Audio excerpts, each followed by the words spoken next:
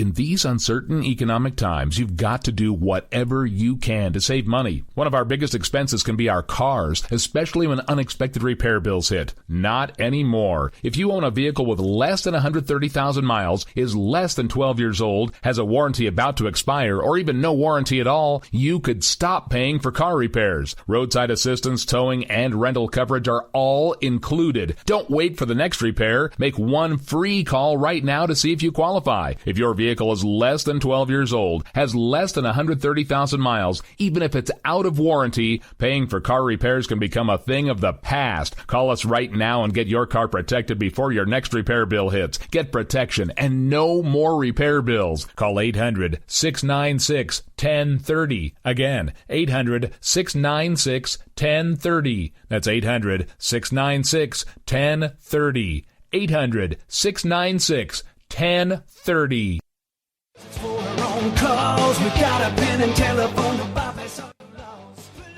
Alright folks, this is Rick Robinson with you. I want to tell you about some friends of mine from a company called Security Enforcement Specialists. When I ran my security agency for 12 years, I worked with one of these partners on a daily basis. He's been involved in this agency now, and with his other partner, they do have over 30 years of experience in the private security industry. If you own a business and you need someone to keep you or your customers or residents safe, then I highly recommend contacting Security Enforcement Specialists today. Give them a call at 405-703-1796. Again, that's 405-703-1796. Again, tell them Rick from K98 Talk sent you. Like I said, if you need the help, they are here for you. So make sure that you go look them up, check them out, and see what they can do. The wrong way. Welcome to the place. Welcome to Joe had huge problems with the IRS. I knew it was coming. I hadn't filed taxes since 1990. All the IRS letters coming in added up to a nightmare. It got up to like $68,000. My heart started beating fast. It's like, there's no way, man. I mean, I ain't going to be able to do this. Then they stopped his paycheck. So that's when I started making phone calls and found U.S. Tax Shield. U.S. Tax Shield went to work immediately. They just took the bull by the horns. What blew my mind is he called the IRS right then and there. So why is U.S. Tax Shield A+ rated with the Better Business Bureau? Joe knows. They saved me a ridiculous amount of money. If you owe more than $10,000 to the IRS or state, choose the company Joe chose, U.S. Tax Shield. It was the best decision I made. U.S. Tax Shield is the way to go. Life is good. Thank you, Lord. Call 800-471-3287. U.S. Tax Shield. Boo-rah. Yes. 800-471-3287. 800-471-3287. The internet will never be the same. You're listening to K98Talk.com. Good God, y'all. What is it good for? Absolutely. Let's get started again. We got a jam-packed show for you tonight, all about the Stop Iran rally and a whole lot more. Here we go. Get ready to fight from within. You're about to go behind enemy lines on K98. Roger, 3-2. Goliath copies all. Go ahead. Target is surrounded by multiple firms entering what appears to be a residential area. Requesting permission to engage. From the People's Republic of New York City, you're now going behind enemy lines with Gene Baradelli and Russ Gallo.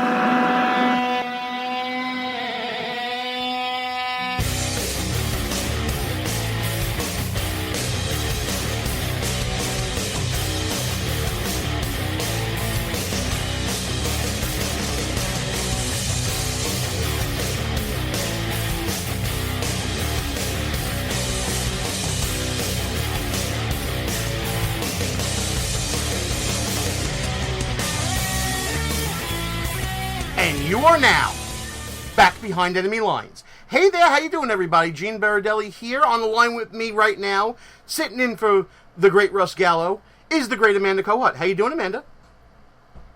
I'm doing good, Gene. Gene, I gotta ask you though, why is it that whenever Russ is unable to be here, you have me fill his chair? You know perfectly well that whenever I sit in, Russ has to take an extra mental health day just to deal with the fact that I am sitting in the Gallo chair. Well, you know what? Between you and me and, the thousands of listeners that listen to us on We Are America Radio, I do it just to taunt him. That's the main reason. That's all there is to it.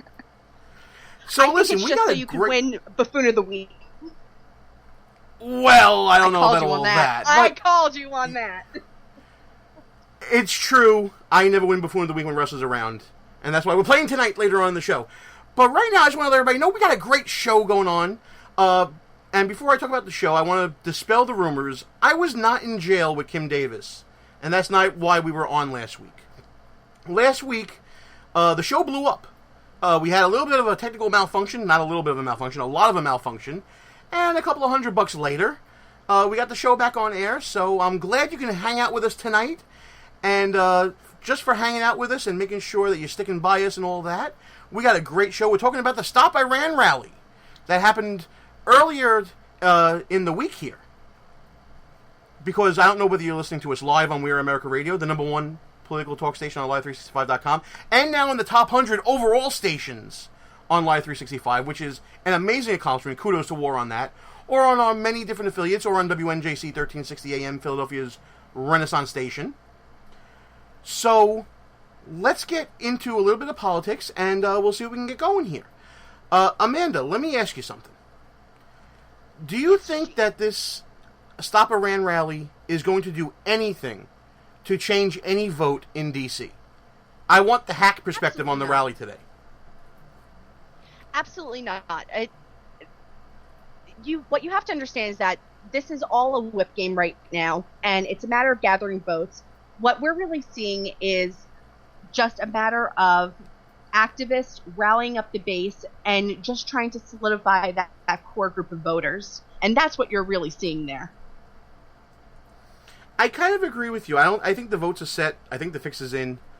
I'm not so sure that this is really going to amount to a hill of beans, other than to, like you said, whip up the frenzy. And that's what I think this rally did. But let me tell you something. As far as whipping up the frenzy goes, they did a good job. I mean, you saw the crowds there and the people that gathered, right? Yeah, I did get to see little bits and pieces of it throughout my day at work, and it did seem like they had some good turnout. I mean, good turnout and it wasn't some on top speakers too.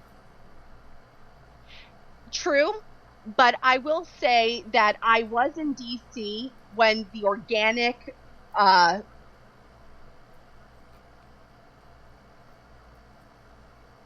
okay, so you caught me listening on replay there. Oh well, whatever.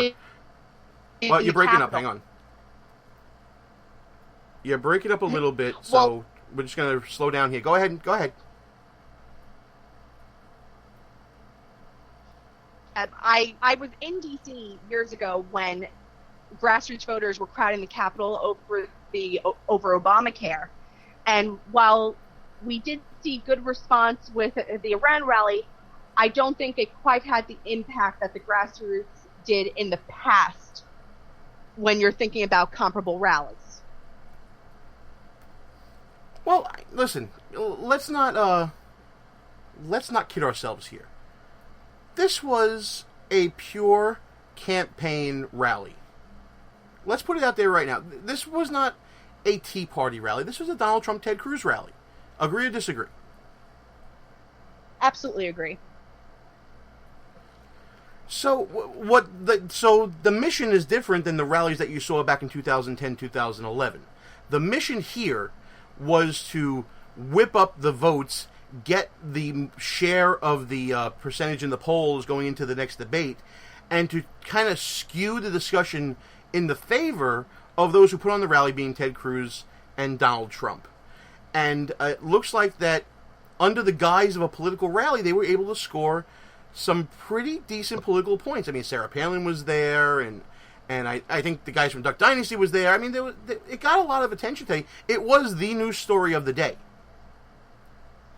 Though, what I would have to ask, though, is who did that rally attract outside of the people who you would already consider that base of voters for that group? Because Sarah Palin isn't going to have that outside appeal, and neither will the Duck Dynasty guys. So, who exactly was that rally aimed to attract? I'll tell you exactly who that was aimed to attract. That was aimed to attract all the stragglers out there who may be going for the other so-called grassroots candidates. They're trying to pull market share from the Ben Carsons of the world. They're trying to pull market share from Rand Paul. They're trying to pull market share from Carly Fiorina and all the people out there who think that they are the grassroots. Notice those names weren't there. This was a campaign stunt. That's all this was.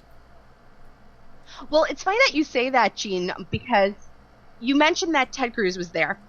And Ted Cruz also was involved with the Mike Huckabee event for Kim Davis. And there was a bit of controversy because Ted Cruz was not allowed to participate openly in Huckabee's Kim Davis event. And I'm not sure as to the extent of his involvement with the Iran rally here, but is he attaching himself because he's trying to neutralize? Is he trying to curry favor with those people? What was Ted Cruz's reason for being a busy little bee with these rallies? Oh, listen, you know as well as I do, Ted Cruz is showing himself to be the true quote-unquote conservative choice out there right now. That's what I think he's doing. And I think he's doing a very good job of that. If you remember the first debate, he was the one that came out to be probably the most presidential out of all of the, I don't want to call them A- players, but not the top drawers of the debate. He ended up being reserved, calm and collected. He's doing the presidential thing. He is traveling around. We haven't even talked about the Iowa State Fair yet. He's traveling around and he's acting as if he is the grassroots conservative choice, the one. He's acting like he's the one that, and I'm not putting words in his mouth, if and when Donald Trump implodes, Ted Cruz picks up the pieces. That's what he's setting up right now. I have to disagree. I think he's attempting, but I don't think that he quite has the pieces to make that happen yet. Because between now and the first debate, back in August, Ted Cruz has not made any gains in the polls. And I know people like to criticize polls when they don't work in their favor, embrace them when they do. But the fact of the matter is that across multiple scientific polls, Ted Cruz has kind of stayed in the 6% polling spot, which is where he's been for months now. Yeah, but I think we're going to see some new numbers coming out soon. And I think you're going to see Ted Cruz trying to chip away at a lot of what Donald Trump has created. He's hitching himself to the right coattails right now. I think that's that it's good to be good with the Donald, because that way you stay out of his firing range, and I think that you get out and you actually get a little bit of the Trump rub, because they start saying, "Oh, he'd be a great vice president." The Trump people start looking at you positively, which can only favor Ted Cruz. I think he's getting the Trump rub. Well, you know me, Gene. I still have serious reservations about the entire Trump candidacy as a whole. I know, and you got to get on board with that already. Come on now. Trump is inevitable. Let me just point out the fact that he has been reaching out to major donors. So let's already do away with the notion that he's going to self-fund. And if he's going to be reaching out to major donors, if he has to get that fundraising done, he's going to find that it's a pretty dry field as it is. Well, I don't know if it's a dry field or if it's an undecided field. I think that a lot of the major donors are still waiting for people to drop off. And then they're going to start throwing their money once they see which way the wind is blowing. But we're going to get into all that during the show here. And what we're going to do right now is we're going to take a little break. But when we come back, I am hopefully, if I keep all the gears and buttons and switches and knobs going here, we're going to have Brooke McGowan coming on the show to tell us about her perspective from being at the Stop Iran rally in Washington, D.C. Gene and Amanda behind Enemy Lines will be back right after this brief commercial message with Brooke McGowan talking about Stop Iran rally. Come back with us, folks. Are you among the 64% of Americans who believe our country is going in the wrong direction? If yes, eVoiceAmerica.com is the political take-action site we've all been waiting for, and it's really free. eVoice America provides your personal list of elected reps every time you log on. This makes it so easy to email your opinions and e-votes on top issues directly to each of our D.C. elected representatives. eVoice then publishes our e-vote majority percentages on top issues to each member of Congress and the media. Now, for the first time in history, we can know what millions of American citizens are telling Congress. No more gridlock. Join the new American majority using eVoiceAmerica.com, putting Americans in control of Congress. Visit eVoiceAmerica.com today. It's free and easy to use. That's eVoiceAmerica.com.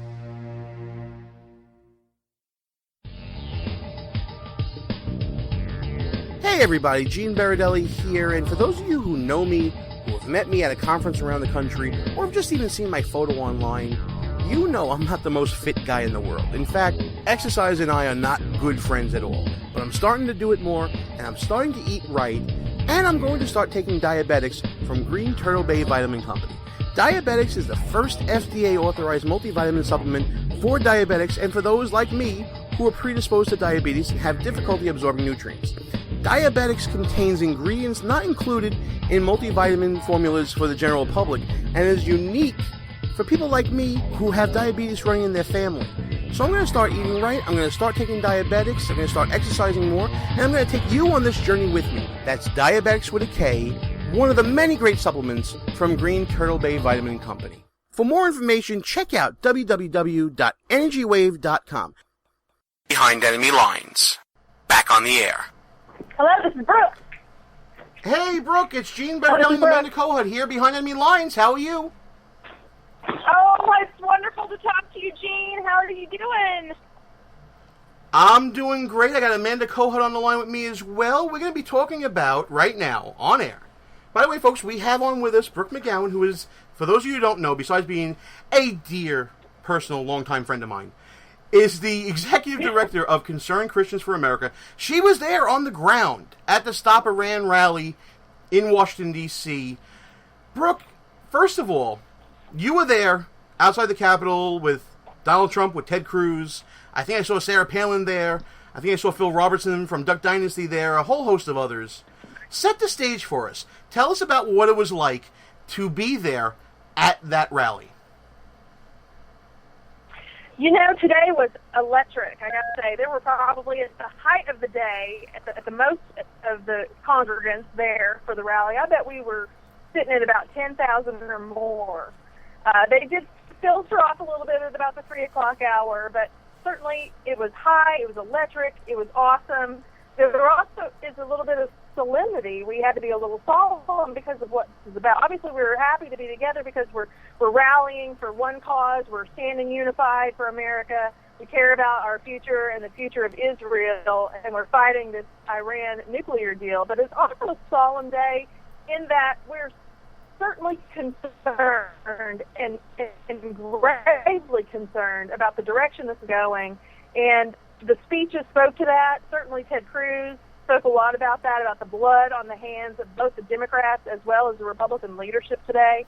If this deal goes through, they are completely responsible. So while it was high energy and high octane and exciting to be together with one another like family reunion, you know what it's like, it also is, there's just this solemnity that's just, we're kind of, you know, certainly so concerned and the forlorn feeling about what's coming if we don't stop this crazy Iran nuke deal.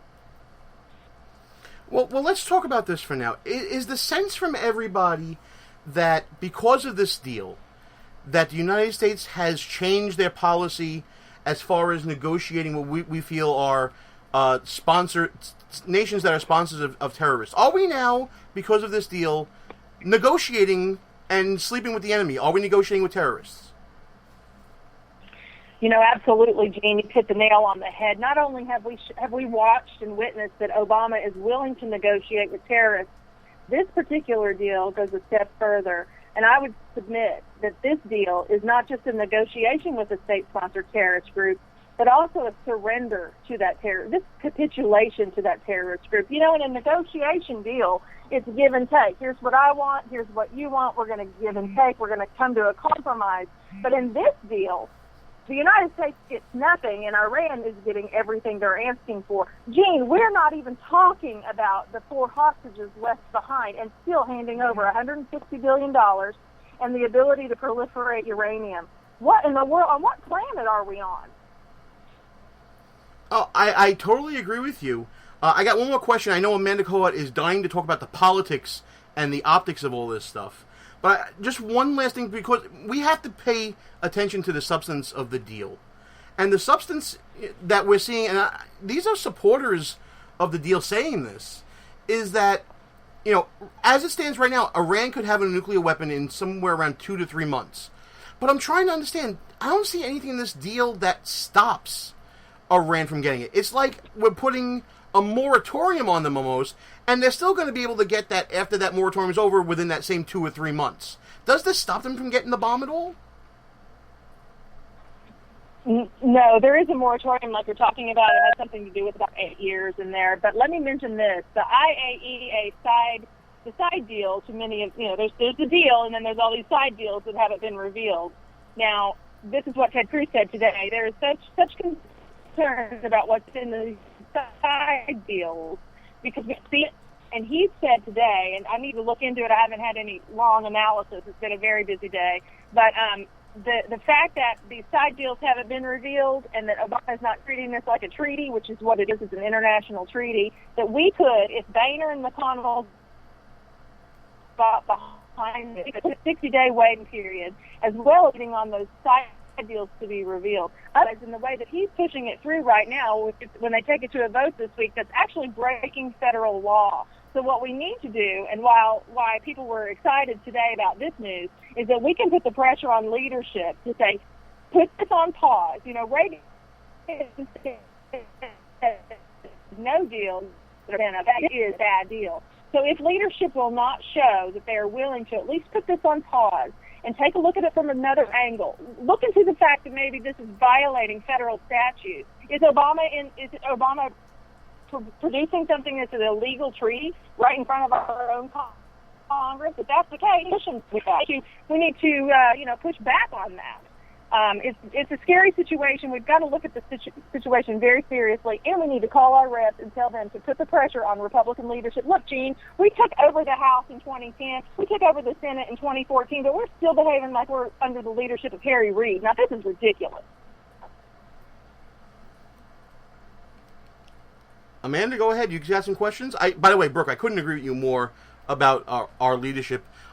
It's the most impotent majority I've seen ever. But Amanda Kohut, you got some questions about the optics and the political end of this whole rally. Go ahead. Well, yes, Gene, as you know, I'm the political nerd. So, Brooke, let me ask you this. I think the most intriguing part of the Iran nuclear deal is the fact that you do have prominent Democrats that are standing in opposition to President Obama. In my opinion, the most notable one is Senator Chuck Schumer of New York, who, as we know, is slated to become the next Democrat leader in the Senate.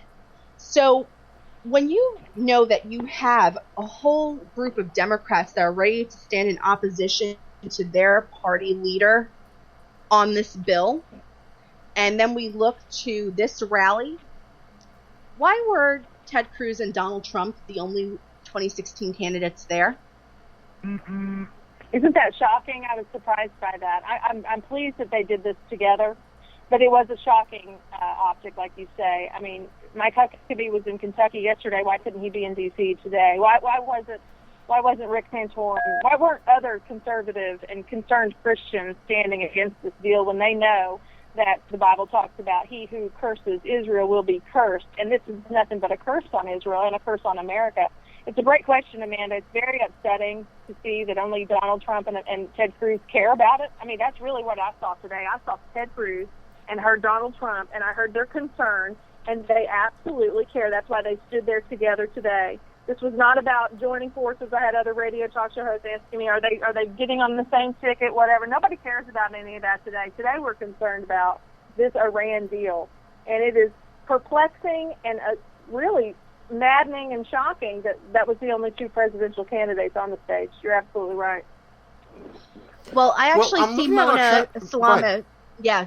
I was just saying, I see that Mona Islam says that Jim Gilmore was at the rally, but did he have any role? Was he on stage or? Oh, you're right. Yes, I'm sorry. I was in the middle of a hit during that. He did speak. I did see that Jim Gilmore spoke. Now, everybody had, except for the keynotes, had about 2 minutes to speak, so Jim Gilmore was on and off pretty rapidly. I'm sorry that I didn't hear exactly what he had to say today, and I apologize for making that, carrying on that assumption. He did speak. Jim Gilmore was there. Well, let me ask you one listen, more. Jim Gilmore will be a candidate for about another week or so, and then that'll be the end of that. So it's okay for you to forget him. Most of history will forget him as well. Does he even have a campaign office? Does he qualify for the CNN debate? I don't think so. But let me ask you one more question, Brooke. Considering the fact that so much of the legwork on this Iran bill right now is a matter of whipping votes, I'm rather curious. Did you encounter anyone or any groups at the rally that were there in support of the bill? You know what's shocking to me, and I saw this actually on March 3rd when I was standing in solidarity for Prime Minister Benjamin Netanyahu's arrival, and that was the same Jewish group that are like, Judaism is not Zionism, is what they quote. They look Hasidic to me. They wear the hats and have the curls, and they march through and chant their chants. They don't. I don't think they have an appreciation for what it means for Israel or for Iran to say death to Israel and death to America, because they've stood against Benjamin Netanyahu. They've stood against today's rally. They definitely chanted and walked through. So it is a real shock to see what looks like Orthodox Jews stand against this, or stand against the opposition to the Iran rally, which really means they're for the deal. I mean, it's like, you got to be kidding me. Are these Jews that hate their homeland? We don't get it. It makes me wonder, Brooke, as political activists, we do have a certain level of sophistication in discerning some of these nuances in policy. But if you're a regular American voter who isn't following as closely, I wonder, would that voter see a group of vocal Jewish people speaking against Israel? Would they then say, maybe Israel isn't that important? Is that a concern for the GOP? And if so, how can we address that? I don't know. I think we just have to keep speaking what we're saying, and that is, we know that the Islamic Republic of Iran, the Ayatollah Khomeini says, it is their mission to wipe Israel off the face of the earth as the little Satan. And then not far behind that is the United States of America. They burn our flags. They burn Israel's flag. You'd have to be a museum-grade moron to not find that means that they want to kill you. So as long as Americans stand together, as long as Christian Americans lock arm in arm with Jewish Americans that are against this deal, and the GOP is listening, and it looks like a couple of them are, if we can get Boehner and we can get McConnell to do exactly what they need to do, and that's stop this vote and look at it like a treaty and put it on a 60-day pause, investigate it. There's no reason to rush this. Just because Obama says he has to have it right now. My word, doesn't it feel like every week we've got a new tragedy that Obama's brought to our forefront? Every week we've got some new tragedy, some new, instant, we got to deal with this right now, or the end of the world. I tell you this, Obama has proven to be a liar. When you mentioned a moment ago about the supporters of the Iran deal, that 2 or 3 months they'd have a bomb, blah, blah, blah. Listen, all I hear is shovel-ready jobs weren't so shovel-ready. You can have your plan if you want your plan. You can have your doctor if you want your doctor. If anything's coming out of this Obama administration, I contend that you can expect it to be a lie. Well, we call it the tennis ball machine theory of politics. If you ever had practicing tennis and you see that machine with the gun that shoots the barrel of tennis balls at you, they set that on high, and they have 1 million tennis balls coming at you at the same time, and you can only hit so many back at the same time. That's the Obama administration theory of running government and running politics. It's either 1 million scandals coming at you, or it's 1 million emergencies coming at you. It's one of the two all the time. Got some comments in our chat room right now. By the way, we have a live chat going on during the interview, folks. So if you're listening to us live on We Are America Radio, the number one political talk station on Live365.com. Get into the chat with us right now. You'll be glad you did. There's a lot of great patrons in there hanging out and talking about this interview, talking about the Iran deal, and talking about a whole lot more. And one of the comments from the chat room is comparing this deal to the deal that then President Clinton said was a good deal for North Korea. And look where that got us. Was anything brought up at the rally about how we are forgetting history and we are now doomed to repeat it once again when it comes to this Iran deal? Oh, absolutely, absolutely. That was a theme, actually. There was, I can't think of his name, a Navy SEAL who said that very thing. If we don't pay attention to history, we are doomed to repeat it. Gene, I got to apologize. There were 50 speakers today, and it was 94 degrees on the West Lawn, and I am sunburned and sun-spent. So forgive me. Oh, listen, it's okay. So you know what we're going to do? Here's what we're going to do. We're going to make life really, really easy for you, Brooke, because you know I love you and I want you to be well and okay. I want you to tell everybody how they can find you on social media. I want you to plug your organization. And I want you to get some rest because we got a lot of work now between now and 2016. So go ahead and give everybody all that information. Thank you, Gene. You know I love you, too. I'm Brooke McGowan. We've launched Concerned Christians for America. You can find us on Facebook, Concerned Christians for America, as well as Instagram and Twitter. We are just really standing in the fight. You know, we've decided that Christians are tired of being silent, and obviously that you can see that. You can see what they're doing, you know, with the Kim Davis thing this week. Christians have been silent for too long, but I contend that they are just waiting for courageous leaders. We will be silent no more. So Concerned Christians for America is a coalition of fighters, and courage is contagious. Come join us. Our website will be live soon. If you join us on Facebook, you'll see when that happens. So I encourage everybody to join us. I appreciate it. Well, I'll be the first one to join as soon as everything is up and running and ready to go. Brooke McGowan, everybody, the executive director of Concerned Christians for America. Thank you so much for coming on. I'll be talking to you soon. Of course, you know, we'll probably talk like every day between now and Election Day, but I won't bother you too much. Get some rest. I'll talk to you soon. Great job. Thank you, dear. Bye-bye. Bye.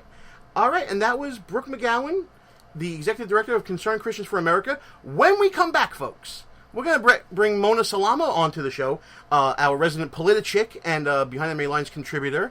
But first, and this is Amanda Coat's favorite part of the show, we will be equal time? Equal time, yes, to the now weekend host of Politics Nation.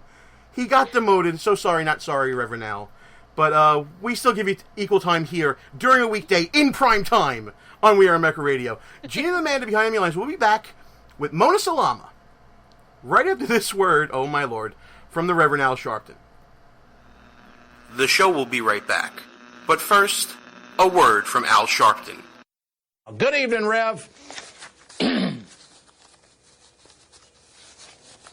Thanks Good evening, to Rev. you, Ed. Is this Groundhog Day 2? We are watching that was Attorney General Eric Holder, ABDs, about some Republicans at home are already beating the drums of war. Today, the Pentagon refuted that claim. And he said the American people do not want him to, quote, dwindling, they do not want him dwindling his thumbs. You can get a gig as a contortionist. Intravenous fluids and pills coated with gelatin. We don't leave our women or men in uniform behind. It's a monument to the hubris of Dick Cheney, Representative Raul Labrador. Years of abuse. I personally apologize to Mr. Peebles. Just ask to soon-to-be former Congressman. Democrats are outright jitty. CIA's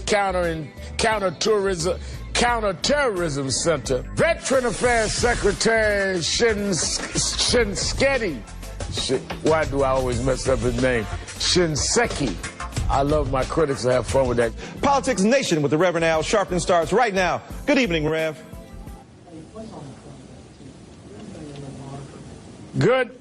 Good evening, Dr. Dyson. But wait, there's more. And we will much about that be committed. So there's no real conflict. Michael Druniak, including Lincoln himself, Daniel Day-Lewis. Behind Monica Lewinsky, the one and only Trey Songz is here. But Allison Lundergan Grimes, Gina De Jesus, when Gina De Jesus, Tea Party challenger Matt Bivens. People don't want to have their Social Security overall. The Republican savior, Mark Rubio's big night in evolution and Galileo. I mean, this whole thing of Galileo. America's changed. Unless IT and Skillets, President Putin doing something similar back in, it won't change this fundamental fact about the GOP. Just how absurd these attacks is. Nearly 6 months after the dangerous traffic jam, the Thai military says, my friend for many years, Ilyana Van Zandt. There's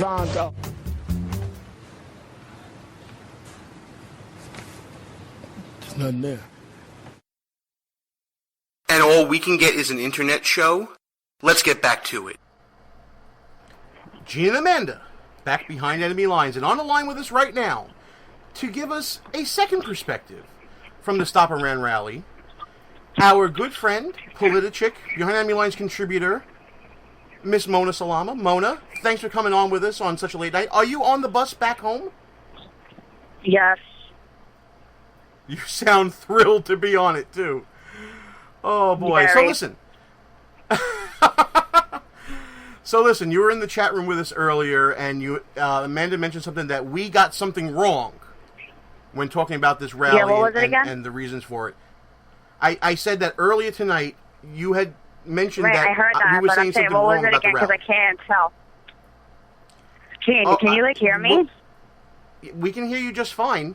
I just want to know what you thought we got wrong. Did we get wrong about the political optics of the whole situation, or what did we get wrong here? I'm asking the question is because I can't check my internet while I'm talking to you guys. Is what was the thing that I said you guys are wrong? Again, remind me so I can reiterate. Clearly, the megabus is not doing well with Mona. Okay, so what you said we got wrong was that this was just a political rally for Ted Cruz and Donald Trump and nothing more. Right. You guys are wrong because the rally was created by Tea Party Patriots. They created this rally. They invited Ted Cruz. 2 weeks ago, they invited Donald Trump when Donald Trump said that Ted Cruz was his friend. So instead of Ted Cruz fighting with Donald Trump like everybody else has and has been going down the polls, he invited him as a strategy. That's how it is. Instead of fighting for the same base of support, because they both have the same base of supporters, they are doing a different strategy and they're sharing the stage together.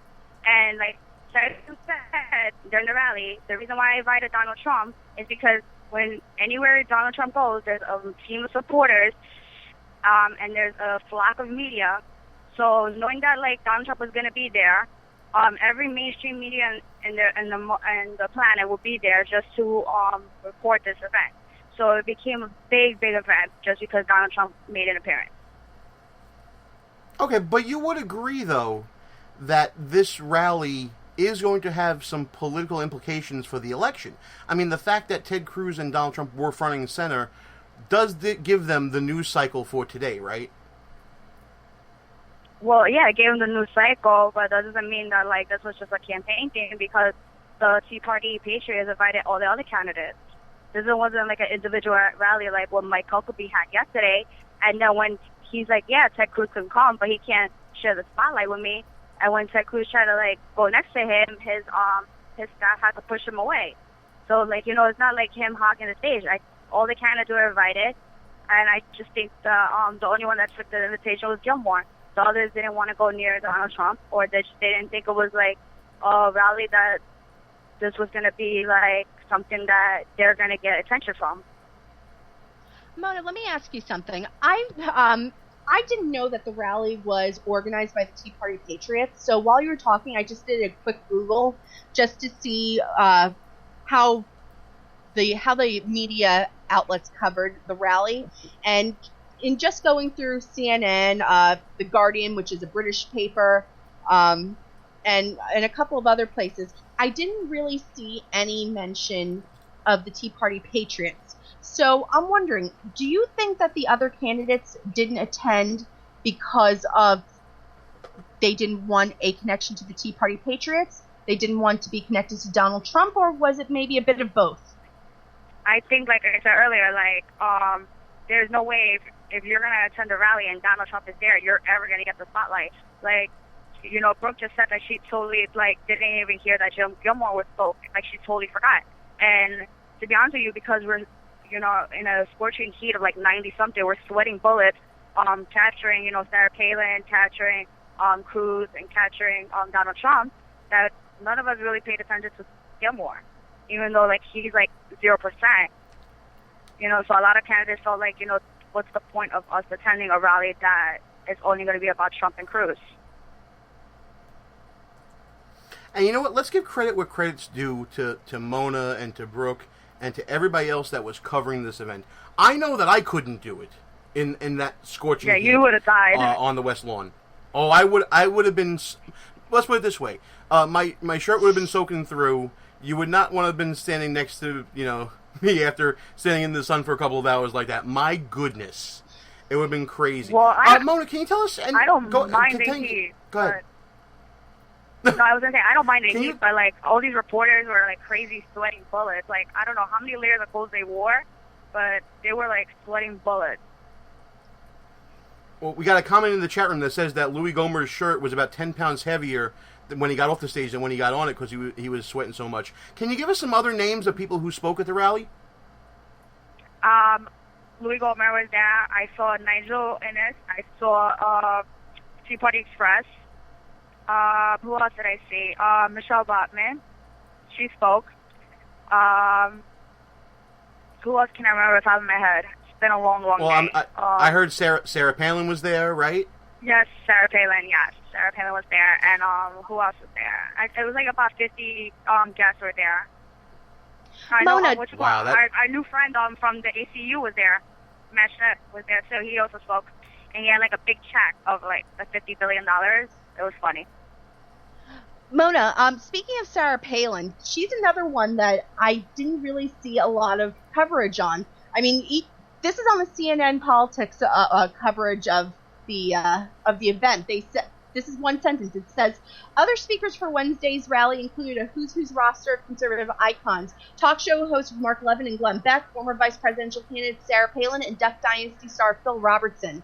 I thought it was interesting that Levin and Glenn Beck got billing ahead of Sarah Palin, according to CNN. So I'm wondering, do you think that Palin's luster has diminished these days?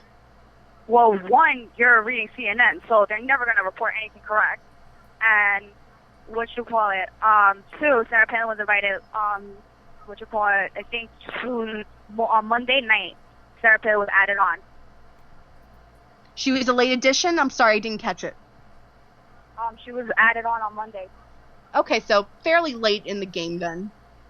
Yeah, so everybody else was invited, and then they put Sarah Palin last minute. She was the last minute invite, and she got in. Okay, Mona, can you describe the mood of the people there? Was it angry? Was it a happy crowd? Was it a determined crowd? How would you describe the mood of everybody there that wasn't a celebrity? Were they genuinely there for the cause, or were they there for the spectacle? Well, basically, Trump won the day just by appearing. The minute that somebody said Donald here or Trump, everybody went crazy. So he generated the most excitement from the Tea Party movement. A lot of people came to support, the thing. When it came to certain parts of the speeches that everybody was talking about, such as our 4 hostages that we can't even negotiate, or we're sponsoring terrorism, things like that, it got a lot of boos. I'm surprised with Sarah Palin, nobody's talking about some, I think some guy was trying to attack her. I have it on video. I just wish I had Wi-Fi so I could upload the video and send it to you guys. But it should be up on my Facebook tomorrow. But somebody tried to go after her. It was really scary. Expand on that for us, Mona. Because I certainly haven't heard about that. Was it someone who was in opposition of the Iran nuclear deal, or was it someone who just has political opposition to Palin in general. Describe that exchange for us. Well, from watching my video of that thing, it was somebody that hated Sarah Palin because he kept screaming like, "That's my daughter, that's my daughter." I had no idea what he was saying. So it was nothing about like the Iran rally. It was something off base. Wow, that might be breaking news here. I mean, was Sarah Palin accosted at the Stop Iran rally? I'm interested to see that video. Mona, can we put that up on Behind Enemy Lines website? Yeah, let me just have Wi-Fi when I get home. I should be home by like 1:30. And okay, we'll get it up for everybody to see. Yeah, folks, we'll definitely get it up for everybody to see. We'll credit Mona. Yeah, it may well be. So listen. I mean, you're on the bus heading back now. I can't. First of all, the trip alone, just like an 8-hour trip, round trip. And then, going to the rally, standing out in the sun and covering all this. Well, you were living up to your Twitter handle at Political Crazy.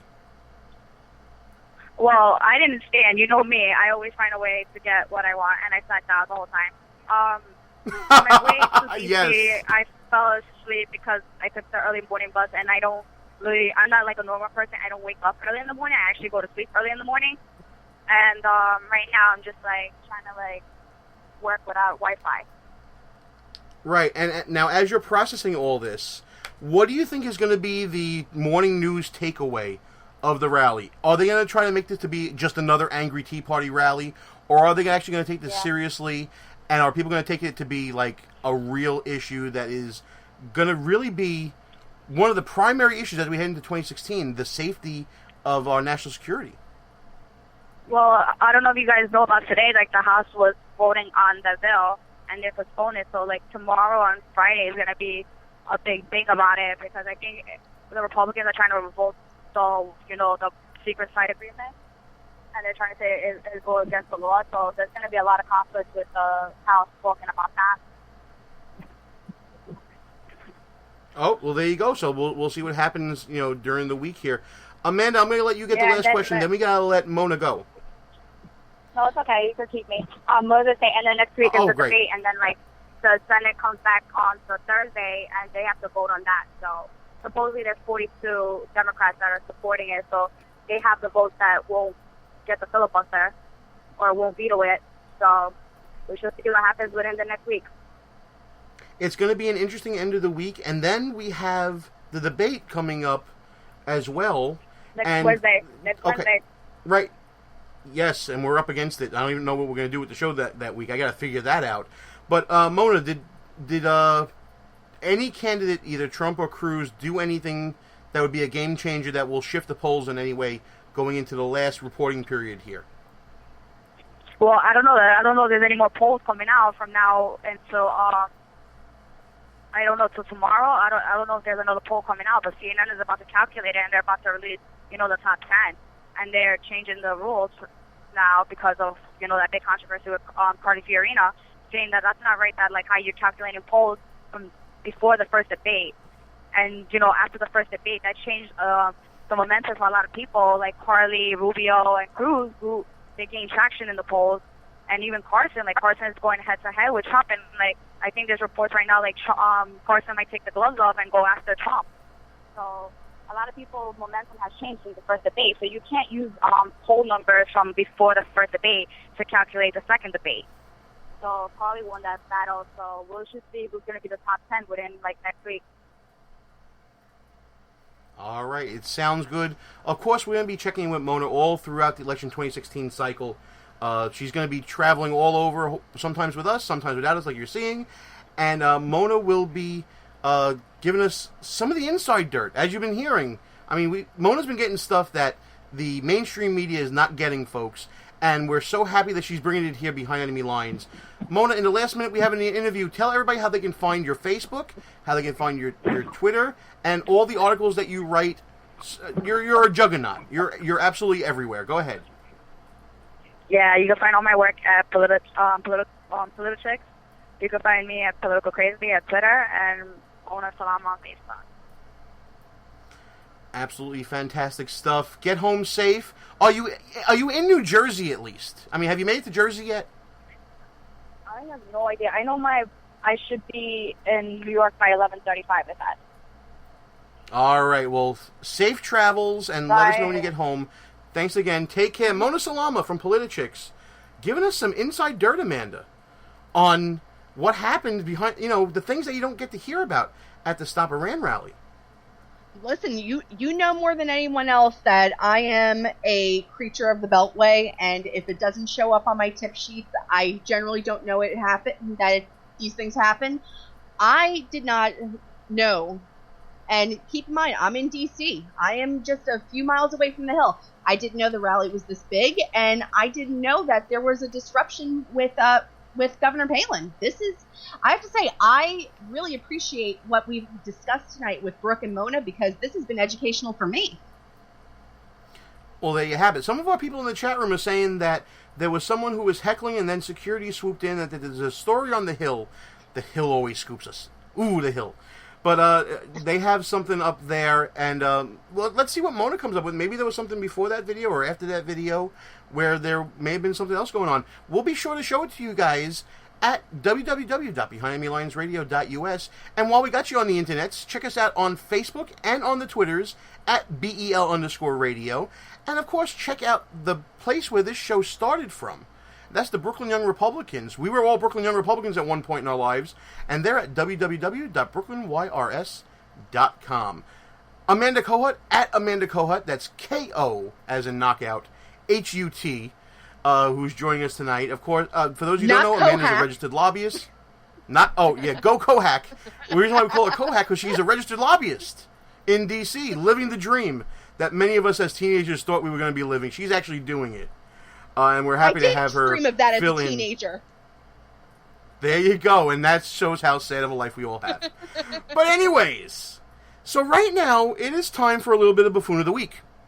This is the part of the show where we hold out someone, something, some agency, some person to abject ridicule because they did something so stupid that we need to point it out to people in an effort to sort of correct and bring balance to some order in the craziness that is American politics. Now, Amanda, I have one. I don't know if you've been thinking about Buffoon of the Week, but I have one that I'm picking. It's going to sound like a real, no-brainer. The State Department is my pick for Buffoon of the Week. And it's not because of the Clinton scandal that we're all talking about. It is because the State Department spokesman just said that they had no idea that the person they had hired to be the quote-unquote transparency czar is a donor of Hillary Clinton. Are you kidding me? First of all, you need to have a transparency czar appointed at the State Department. That's number one. Point number two, you didn't know that he's a Clinton donor. And maybe that might call into question how transparent, quote-unquote, this person is going to be. Buffoonery, that should be the winner. Ain't nothing going to beat that this week. I'm sorry, Amanda, to do that to you, but it is what it is. See, I'm conflicted, Gene, because I have a lot of people who I could name as buffoons this week. I really do. Well, the Washington Nationals are definitely one of them, right? Let's go Mets, by the way, sweeping the Nationals. You know what, Gene? I can't name the Nationals because they should have known this was coming. It was inevitable. So I won't do that. They should have known. I have to say, I'm kind of torn between the Democrats on Government Oversight Committee who have now gone silent about the emails because I'm not sure if you read, but this week it was proven by the I forget which department it was. I think it was the NSA, and it was some National Geospatial, some department that deals with satellites, that identified two of Hillary Clinton's emails as classified top secret at the time that they were sent. So that's craziness. So you know what? I'm gonna go with all the naysayers. That's what I'm gonna do. I'm going to say all the Democrats on the Government Oversight Committee who said that there is no fire where there's smoke when it comes to those emails. That's my pick.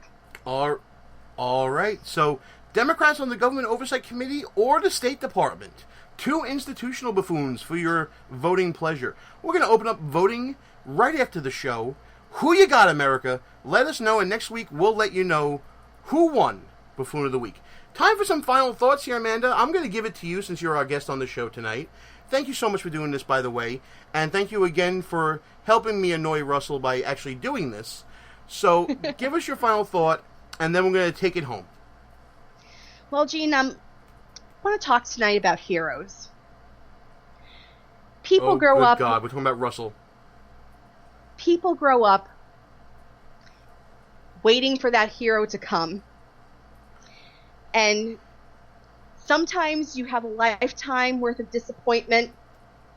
You suffer, but you still have hope. And tonight, I found my hero, Yoenis Cespedes, because the Mets swept the Nationals. Boom, Corey! And that's my final thought. Oh, man. And, of course, that's a shout-out to the chair of the Maryland State Young Republicans, Corey Boone, who has been in a battle with me and Amanda and others. This is kind of a little private joke we're letting everybody in on. We've been in a battle for the past couple of days because he's a big Nationals fan. We're, of course, Met fans. Let's go Mets. Sorry, Philly, for everybody listening to WNJC, but, you know, I gotta stay true to my team. And we just swept the Nationals again, this time in their home, in one of the most epic fashions imaginable, by the way.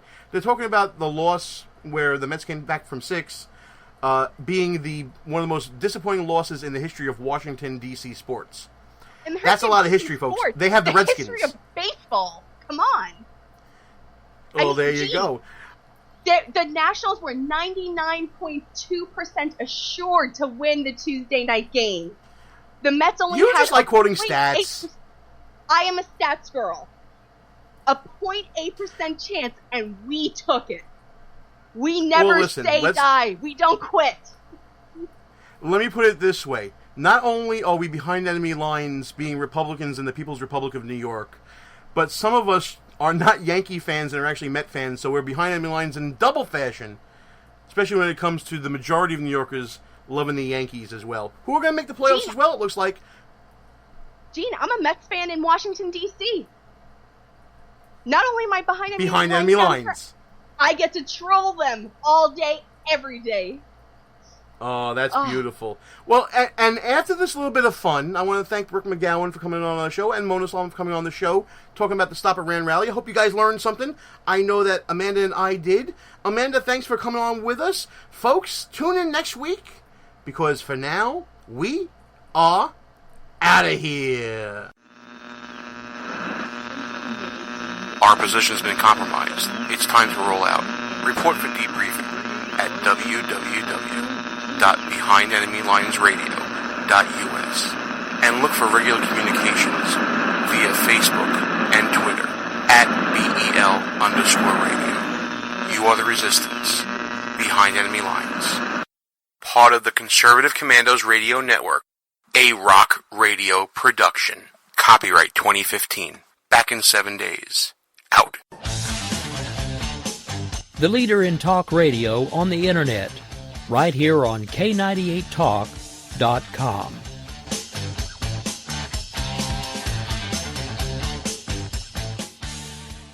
When our water heater broke down last month, it was a nightmare. It took 5 hours for the plumber to show up, and he charged us a couple of $100 just to come out. Then it cost another $1,800 to put in the new water heater. By the time it was all said and done, I felt like I'd been taken. But what else could I do? The smartest thing you can do is get a home warranty from American Residential Warranty. Their home warranties pay to repair or replace all your major appliances when they break, and they will break, and at the worst possible time. Call American Residential Warranty right now for free information on home warranties starting at just pennies a day. Don't wait for your refrigerator to stop running or your ceiling fans to stop turning. Call American Residential Warranty right now. Ask how you can save up to 50% on washer and dryer coverage. Just call 1-800-513-6154. That's 1-800-513-6154. Again, 1-800-513-6154. Call now.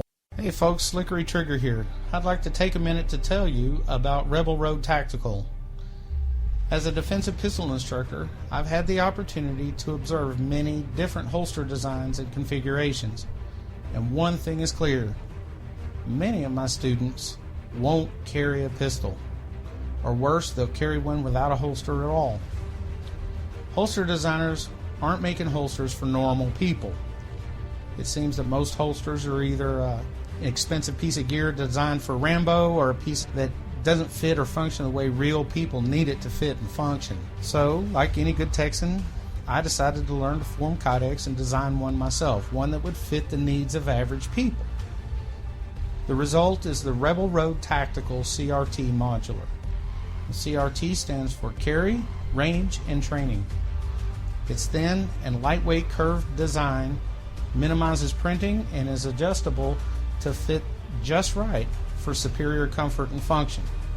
Check us out after the show at rebelroadconcealed.blogspot.com. Tired of paying outrageous prices for Viagra? Well, we have great news for you. Now you can finally get Viagra at huge discounts. Healthy Man allows you to save up to $500 on Viagra. Why pay U.S. pharmacy prices of $15 per pill or more when you can get Viagra for less than $3 a pill? Call today and get 40 Viagra pills for only $99. This can cost as much as $600 at your local pharmacy. You can't afford not to call us. If you want Viagra at the lowest prices, never pay $15 a pill pharmacy prices again. Get Viagra for less than $3 a pill. Call 1-800-516-7602 today and save up to $500 and get 40 pills for just $99. Healthy Man is fast, easy, and affordable. Operators are waiting at 1-800-516-7602 to take your call right now. Call 1-800-516-7602. That's 1-800-516-7602. Again, 1-800-516-7602.